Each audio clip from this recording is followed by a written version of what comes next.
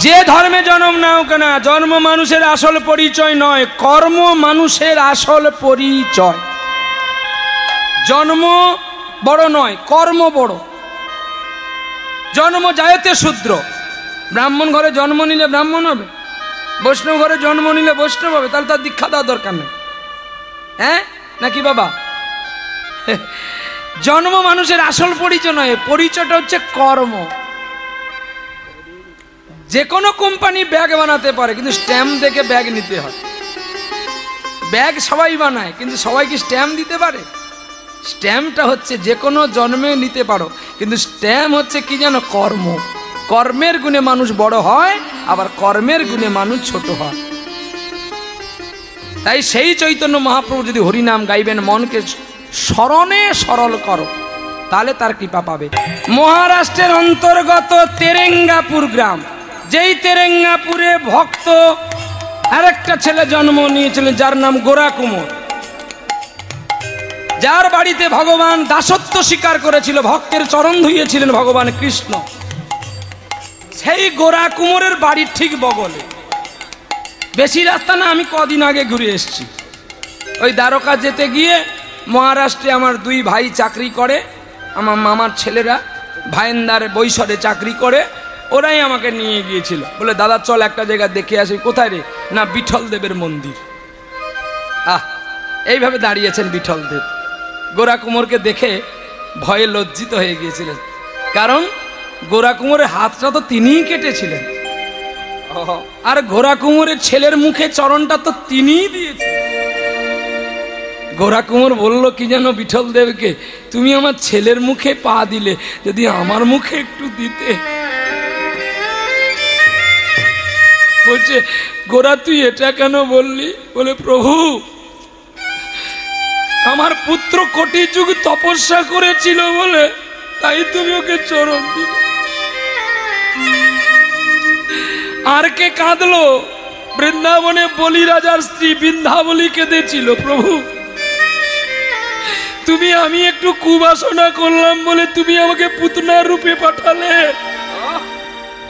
কিন্তু তোমার চরণটা তো তুমি আমাকে দিলে না। আমার স্বামীকে তুমি চরণ দিয়ে তার জীবন ধন্য করলে। আমরা শুধু উপর দিকটা দেখি, অন্তর দিকটা দেখি না। এই তিনজন মায়ের মধ্যে শ্রেষ্ঠ মা ছিল কৈকেয়ী, দশরথের তিনটি স্ত্রীর মধ্যে। বলে কেন না, আমরা শুধু ভাবি কি রামচন্দ্রকে ওই ছলনা করে পাঠিয়েছিল। ছলনা যদি ও না করত, রাম ভগবান বলে আমরা কেউ জানতাম না। ছলনার মধ্যে যেন কৃষ্ণের আসক্তি থাকে, তবে ছলনা সার্থক হয়। দেবকী রূপে অপমান হতে পারে প্রভাস তীর্থে, কিন্তু দেবকীও বলেছিল গোপাল, আমি যদি তোকে না তাড়িয়ে দিতাম, আজকে তোকে ভগবান বলে কেউ জানত না। আমি আমার নিজের জন্য তাড়াইনি তোকে, তোর জন্যই তোকে তাড়িয়েছি।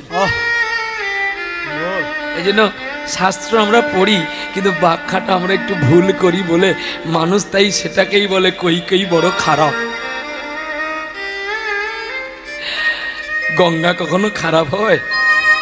তার ব্যাখ্যা রামকৃষ্ণ গিরিশকে বলেছিল, গঙ্গার জলে তো মুসলমান হাড়ি মেথর মুচি চান করে, গঙ্গা কি অপবিত্র হয় রে?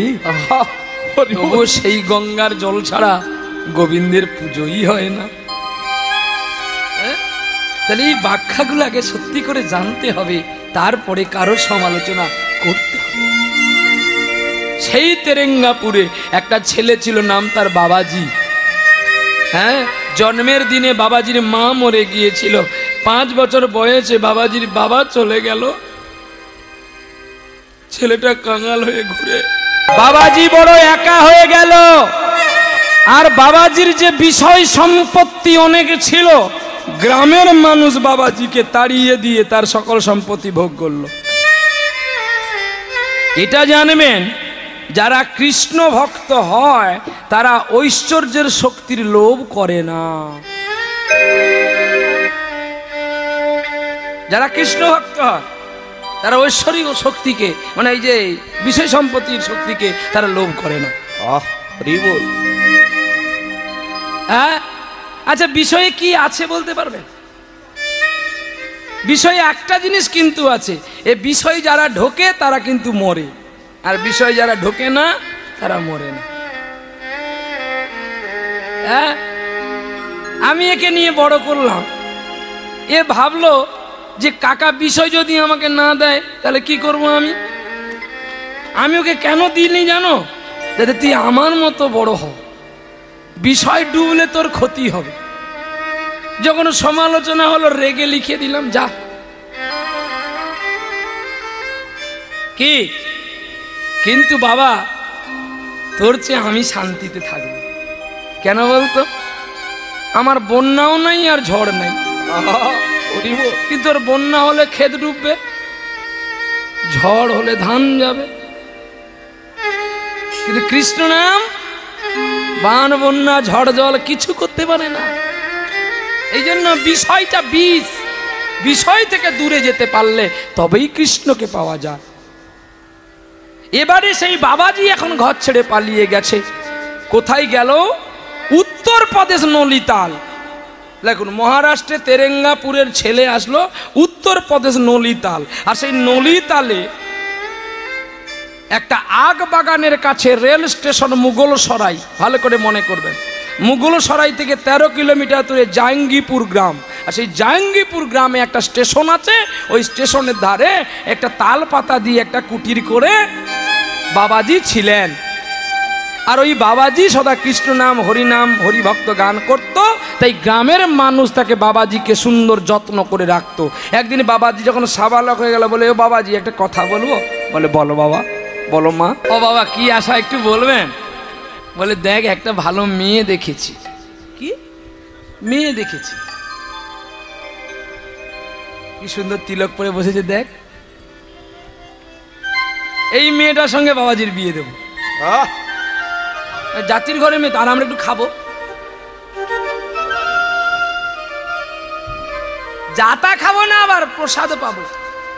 এখানে আমরা সবাই তো বলেছি আমরা সেই বাপের ছেলে, আমাদের সেবা জানিস তো, দিতে পারবি তো, নাহলে অভিশাপ দিয়ে দেবো, পায়খানা বাজ পড়বে। ওই আলু আর সোয়াবিনের রসা আর আলু উচ্ছে ঠাসা, এইটা আমাদের দিতে হবে, যে কমিটি বায়না করুক না কেন। এবং নিরামিষি বাসনে রান্না করে দিতে হবে। আমরা ভোগ করব, ডাক করব, পদ ডাকবো, তারপরে প্রসাদ পাবো।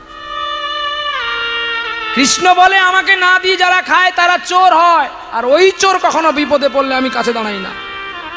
কেন না? তুমি সারা জীবন খেয়েছো, একদিনও আমাকে ডাকোনি। তাই যারা এই কমিটি আজকে হরিবাসর করলেন, একটু জ্ঞান দিয়ে ধ্যান দিয়ে শুনে রাখুন। আজকেও যারা মালসা দিয়েছো ভগবানের কাছে, আমি প্রণাম করতে গিয়ে দেখেছি প্রত্যেকটা মালসাতে নাম লেখা আছে। হ্যাঁ, তাহলে ভগবানকে কে কোনটা দিলি? মালসা যে ভগবানকে দিলি না নিজেদের জন্য রাখবি বলে নাম রেখে দিলি, যাতে পাল্টা পাল্টি না হয়। ভগবান এসে পালিয়ে গেছে, নাই, সে খেতে পায়নি, দুপুরবেলা আবার গেছে বৃন্দাবনে খেতে। বলে এখানে এত মালসা, অথচ কোনো মালসায় আমার নাম লেখা নাই, সকলের যে যার নাম লেখা আছে। ভগবান বলে আমি যেটা খাবো সেটাই মার খেতে হবে। ভগবানকে যদি ভোগ দেবেন, নিজের নামটা কেন মালসার মধ্যে লিখবেন? মানুষ জুয়া খেলে টাকা ফুটিয়ে দেয়, সামান্য 4টা মিষ্টির লোভ ছাড়তে পারছেন না, তাতেও মালসাই ভগবান নাম লিখে রাখতে হয়। রাধে। হ্যাঁ, আর আমরা নাকি জোর গলায় বলি আমাদের এখানে 400 মালসা হয়েছে, 500 মালসা হয়েছে। সাউথ 24 পরগনায় সবচেয়ে বেশি হরিনাম হয়, আর হরিনামের ফল হয় না কেন জানো? তোমরা চারদিকে তো ডিমের মামলেটের দোকান বসাও, এখানে নেই। আলাদা প্রশ্ন আছে কিনা আমি তাও বলতে পারবো না। প্রতিটা জায়গায় আগে কটা দোকান বসবে, এইখান থেকে কমিটি নাকি অনেক পয়সা পায়। দরকার নেই, কীর্তনের কাছ থেকে কেটে নিবি, একটু সাত্বিক থাকবি, তবেই তাকে পাবি। প্রমাণ দেখে নিবেন। বাঘ মাংস খায়, ওর ক্ষমতা বেশি, দৌড় প্রতিযোগিতায় লাগাও, ওর বাপ পারে দৌড়তে। হরিণ কি খায়? হরিণ ঘাস খায়, তাই সাধু কাশ্মীরি আপেল, তার ভুঁড়িও বড় নাই আর কিছু নেই, একদম ডাইরেক্ট মাল একদম। দৌড় প্রতিযোগিতা করো, যারা মাছ মাংস খাও। প্রহ্লাদ গর্ব করে বলল এখনো 5 কিলোমিটার ছুটতে পারে, কিন্তু তোমরা পারবে না। বলে কেন? না আমরা যোগে থাকি, যোগ রাখি তার সঙ্গে। বাবা তোমরা যোগ রাখো না, তাই রাত্রি 8টার সময় খেলেও তোমাদের বদ হজম। আর আমরা রাত্রি 2টোর সময় খাই, তবু আমাদের বদ হজম হয় না। ভগবান জানে এ বেটা যদি মরে যায় আমায় গানকে শোনাবে, একে বাঁচিয়ে রাখি। আর আমিও জানি বেটা তোর প্রসাদ খেয়ে যদি আমি মরি, তাহলে কলঙ্ক তোর হবে, আমার হবে। হ্যাঁ কি গো, তাই না? তাই তো কাজী নজরুল বলেছি না যে যদি ভিক্ষা চাইলে মানুষ নাই ফিরায়, তোমার দুয়ারে হাতে পাতিল যে ফিরাবে কি, ফিরাবে কি তুমি তাই, তব চরণ ধরিয়া ডুবে মরি যদি, রবে কলঙ্ক ভুবনে রাখো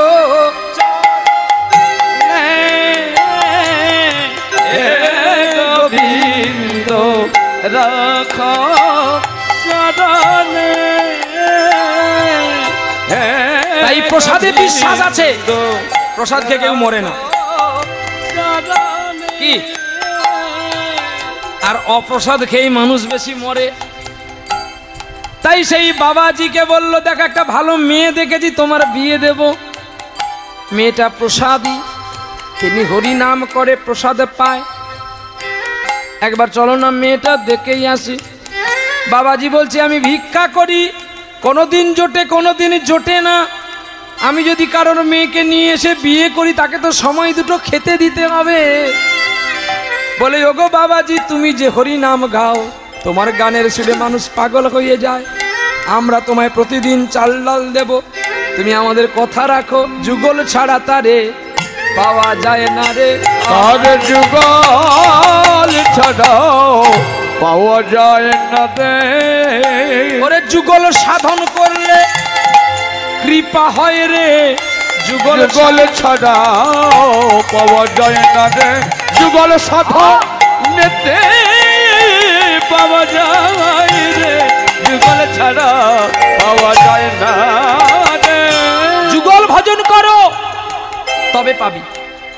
এই বলে যেই কথা বলল, পরের দিন সকালবেলায় সকলে চলছে গো মেয়ে দেখতে। আর মেয়ে দেখতে গেল, মেয়েটা খুব সুন্দর গো। মেয়ে দেখা হয়ে গেল, দেখার পরে মেয়েটাকে ওই বাবাজি গিয়ে প্রণাম।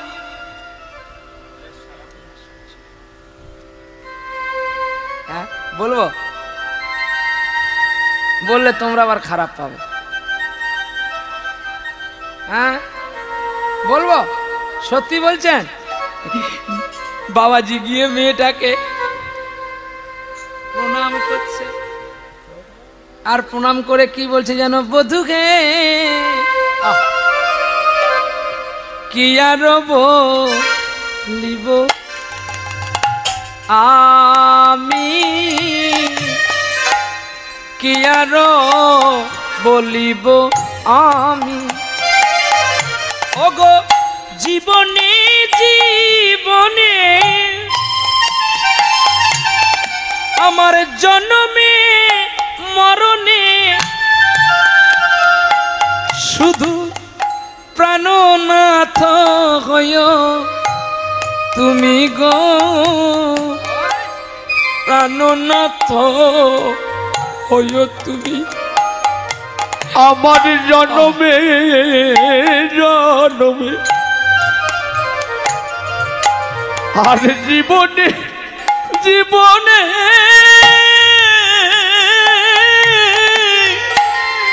প্রাণনাথ হইও তুমি গো, প্রাণনাথ হইও তুমি। মেয়েটা বলছে এ কি করছো স্বামী, তুমি আমায় প্রণাম করলে কেন? জানো তোমার চরণে যে এত প্রেম আছে আমি তো আগে জানতাম। তোমার চরণে হাতে আমার পরনে বাঁধিব প্রেমের ফাঁসি। দুহাটি চরণে বাবা আদি এক মন হইয়া আমি নিশ্চয় হইব দাসী গো, নিশ্চয় হইব দাসী। ভগবান কৃষ্ণ রাধারানীকে প্রণাম করেছিল, শুধু প্রণাম করেনি, তার চরণে রাধা নামের কাছে কৃষ্ণ নাম লিখে দিয়েছিলেন, নিজে কৃষ্ণ। চণ্ডীদাস ঠাকুর রজকিনী রামীকে প্রণাম করেছিল গো। ভক্ত কবি জয়দেব প্রণামও করেছে আর উচিষ্টও খেয়েছে। বিল্ল ঠাকুর স্ত্রীকে নয় নটি বেশ্যাপতি তাকে প্রণাম করেছে। হুগলি জেলায় রামকৃষ্ণ পরমহংসদেব সারদাকে প্রণাম করেছে। দেবাদিদেব মহাদেব স্ত্রীকে নিয়ে পাগল হয়েছে। বল সাবিত্রী ব্রহ্মা সাবিত্রীর জন্য কেঁদেছে কত রজনী। আর আমি তোমাকে একটু প্রণাম করতে পারবো না? তাহলে যে আমার পুরুষ জন্মটা ব্যর্থ হবে গো। ওগো লক্ষ্মী প্রিয়া, আজ আমার জীবন ধন্য, তোমার মতো সুস্ত্রীকে আমি পেয়েছি।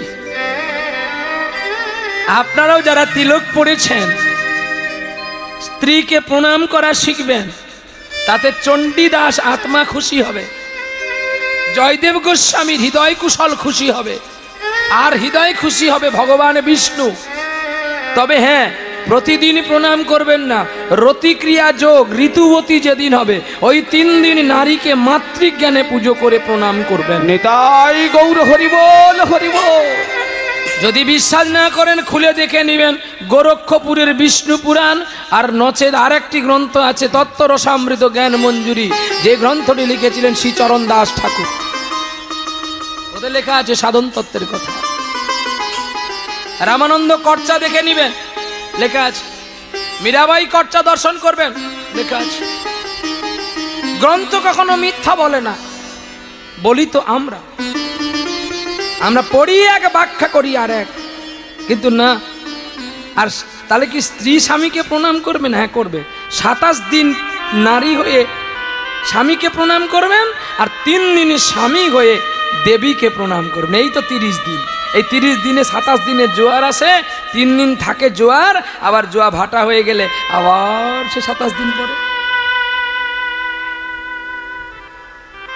হৃদয় গৌরী বল বলে, ঠিক আছে স্বামী, তুমি যদি আমাকে প্রণাম করে খুশি হও করো। এই বলে পরের দিন গ্রামের মানুষ সকলে আত্মীয় স্বজন একে একে আসলো আর বিয়ের ব্যবস্থা করলো। আর পালকিতে চড়ে বিয়ে হতে চলছে গো। হুনহুনা রে হুনহুনা রে হুনহুনা, হুনহুনা রে হুনহুনা রে হুনহুনা, হুনহুনা রে হুনহুনা রে হুনহুনা, হুনহুনা রে হুনহুনা রে হুনহুনা, হুনহুনা রে হুনহুনা রে হুনহুনা, হুনহুনা রে হুনহুনা রে হুনহুনা, হুনহুনা রে হুনহুনা রে হুনহুনা, হুনহুনা রে হুনহুনা রে হুনহুনা।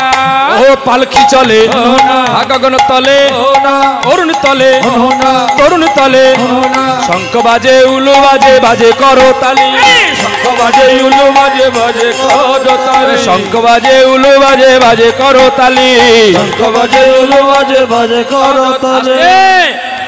একটু উলু দিলে হবে, এত উলু দিচ্ছ বাবাজি আবার পালকি থেকে পড়ে যাবে।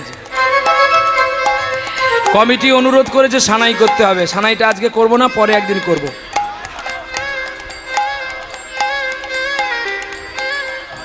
কি জ্বালায় পড়েছি।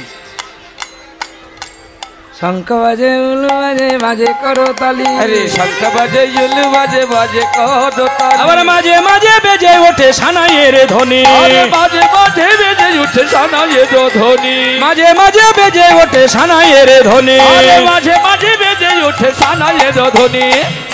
আ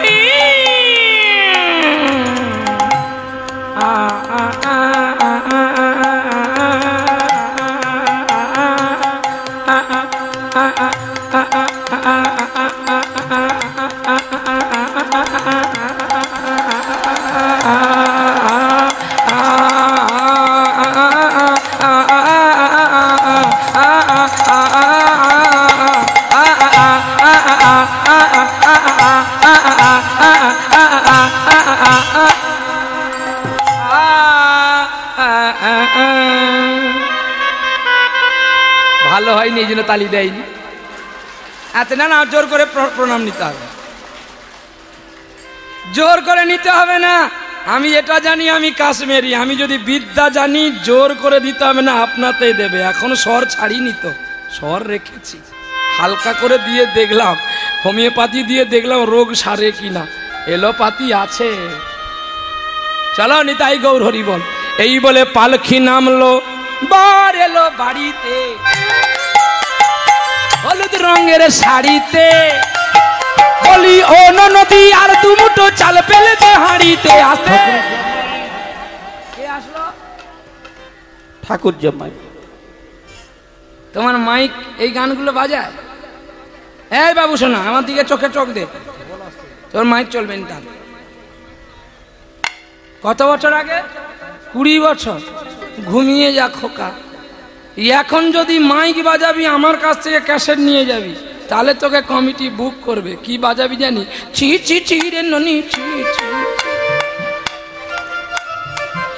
এই গান যদি প্রথমে মাইক টেস্টে বাজাস, কমিটি বলবে একে আগে বুক কর।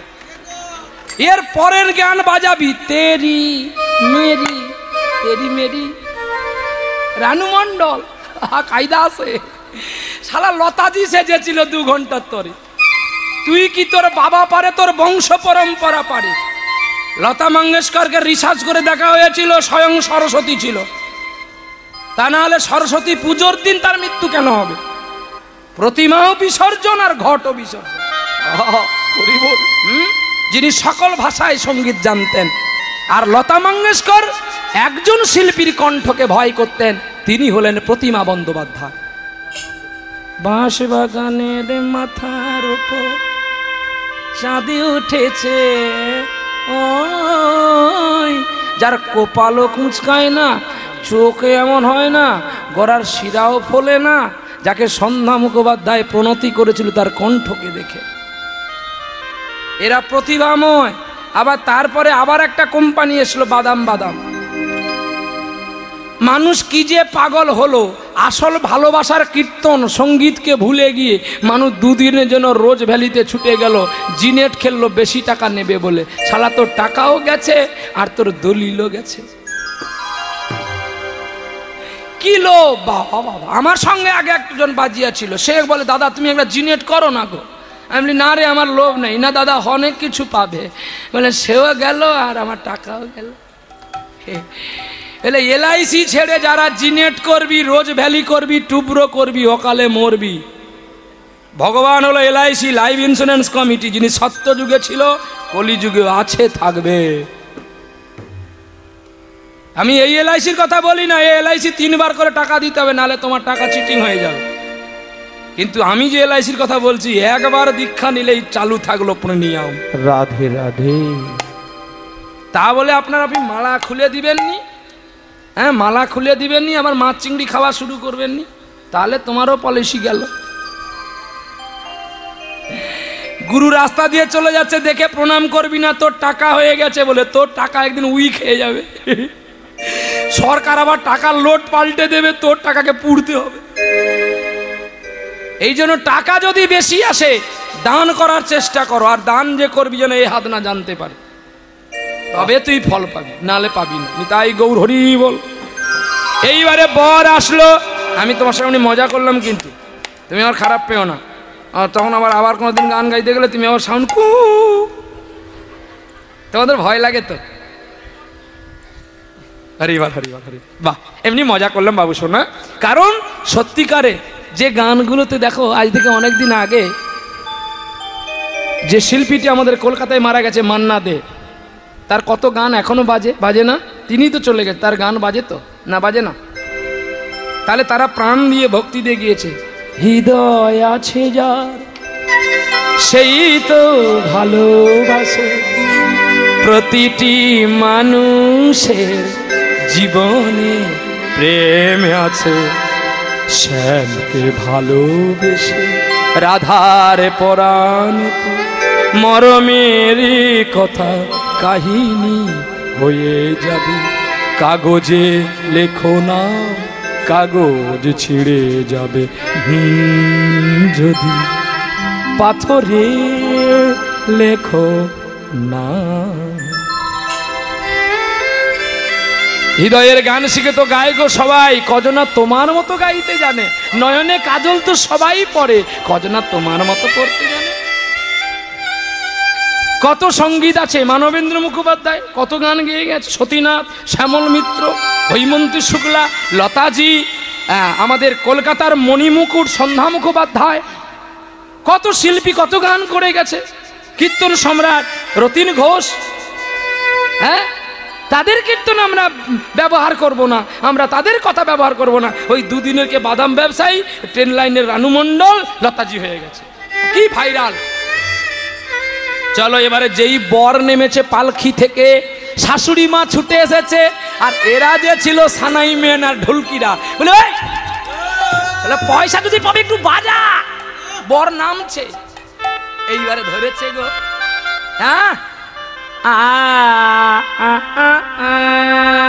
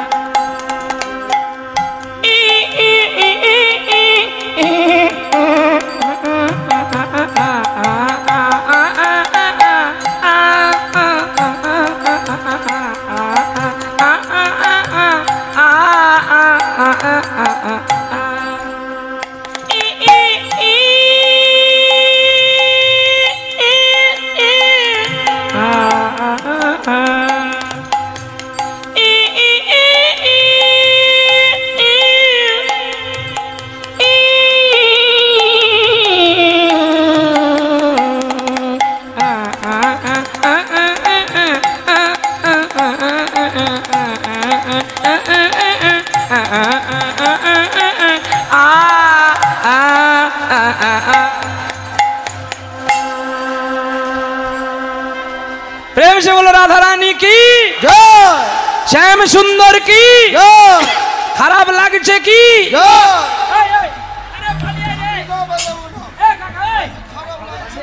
আরে বলুন বলুন খারাপ লাগেনি বলুন খারাপ লাগছে ভালো লাগছে চলো সবাই মিলে হাত তোলো 10 টাকা কেউ দাও ঘুষ দিতে হবে 10 টাকা আরে বাবা 10 টাকা বার কর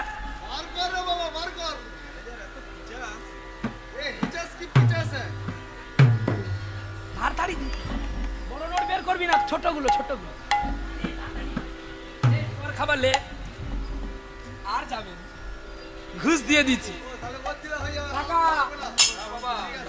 এটা নিয়ে গিয়ে তো শাশুড়ির মুখ দেখবি আইনা নিয়ে সবাইকে দিয়ে দে নালে পালিয়ে যাবে জঞ্জালে মরলে মাছি বাবা জানি পুলিশ ঘুষ খায় কীর্তনিয়াও ঘুষ খায় জানা নাই হ্যাঁ নিতাই গৌর হরি বল প্রেম সে বলে রাধারানী কি সবাই মিলে গাইবো সেই নাম বিয়ে যেই হয়ে গেছে সকলে আনন্দ তো আর আনন্দে ভগবানের নাম গাইছে বাবাজি বিয়ে হতে গিয়ে স্ত্রীকে জড়ি ধরে কি বলছে জানো এসো আনন্দ নব ঘন শ্যাম ভক্তাদি নয়না বিরাম তোমার চরণে শরণ নিলাম ধন্য হলো ব্রজদান আনন্দ নব ঘন শ্যাম কৃষ্ণের নয়ন ভিরাম তোমার চরণে শরণ নিলাম ধন্য ত্রিভুবন ধাম এসো আনন্দ নব ঘন শ্যাম হৃদি ভক্তাদি নয়না বিরাম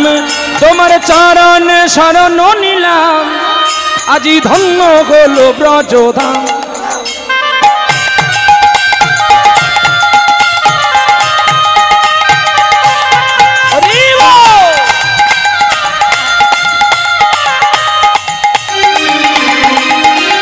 কৃষ্ণ যে ভক্ত ভিখারি হৃদি বাঞ্ছা কল্প মুরারি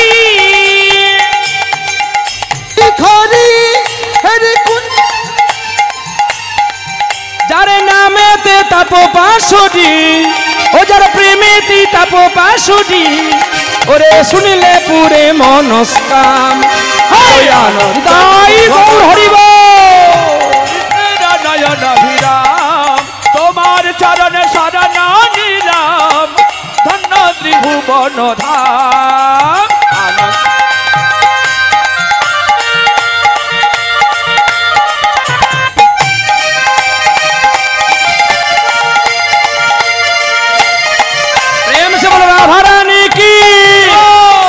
সুন্দর কি ভক্ত ডাকলে ভক্তি ভরে আসেন কৃষ্ণ ভক্তের দ্বারে ও তুমি নন্দ যশোমতি শ্যাম ওই আবার সীতাপতি সুন্দর রাম আনন্দ নব ঘন শ্যাম হরে কৃষ্ণের নয়ন ভিরাম তোমার চরণ শরণ নিলাম ধন্য ত্রিভুবন ধাম ব্রজধাম ব্রজধাম ধন্য গোলো ব্রজধাম প্রেম সে বলো রাধারমণ কি আনন্দ হলো না দুঃখ হলো কিন্তু এদিকে দুঃখ হচ্ছে গো